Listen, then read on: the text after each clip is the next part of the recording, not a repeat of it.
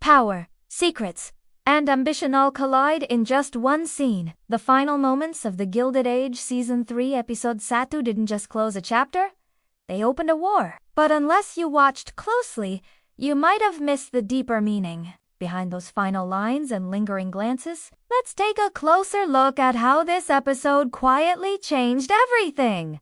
Asterisk, Season 3 begins with New York society buzzing louder than ever. Time has passed, but the tension between old money and new money hasn't cooled at all, it's only grown more intense. And right at the center of it all is Bertha Russell. She's more determined than ever to climb the social ladder. But now she's not just playing the game, she's rewriting the rules.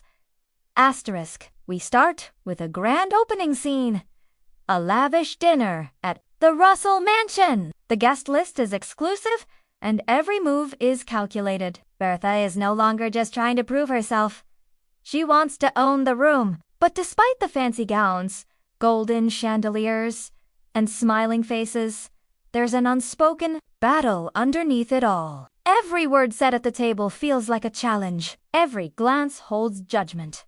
Bertha knows it, and she thrives in it.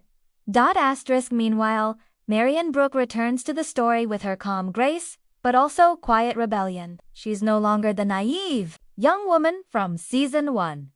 Now, she's confident and curious, willing to question society's limits, especially when it comes to love and independence. Early in the episode, we see Marian having a private conversation with a man who clearly isn't approved by the likes of Aunt Agnes. It's soft, subtle, and polite, but it's the kind of moment that builds future drama. Asterisk, speaking of Aunt Agnes, her sharp tongue and traditional views are still a force in the household. She represents the old money world that fears change. But even Agnes seems to sense that the tide is turning and that people like Bertha Russell are not going away quietly.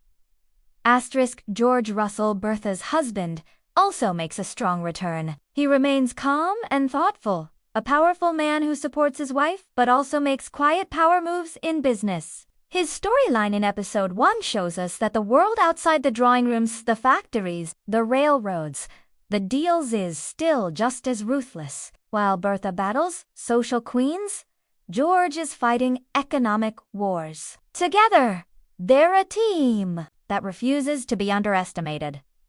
Asterisk, the episode also introduces a few new faces, some servants, some business rivals, and one or two mysterious figures who may play a bigger role later. There's a sense that something big is building, not just for the Russells, but for everyone, even the supporting characters like Peggy Scott, who continues her work in journalism, are stepping into more complex stories. Peggy's determination to tell the truth, especially as a Black woman in a divided society, gives the episode depth beyond the ballrooms. Asterisk, one of the most important things this episode does is remind us of the central question of the Gilded Age. Who holds real power? Who's just pretending? Every moment, from the way a dress is chosen to who receives an invitation, is about control. But what happens when the rules no longer work? Asterisk, by the time we reach the final scene, the stage has been set. Bertha has made a bold move that shocks even her closest allies. Marian has quietly crossed a line that her family would never approve of, and something subtle but dangerous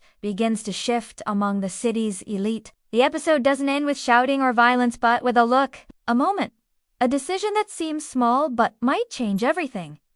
Asterisk, it's that slow burn that makes the Gilded Age so powerful. It hides its drama behind polite smiles and perfect manners. But underneath, it's a battlefield. And now that Season 3 has started, it's clear that no one is safe, not even the ones at the top. Asterisk,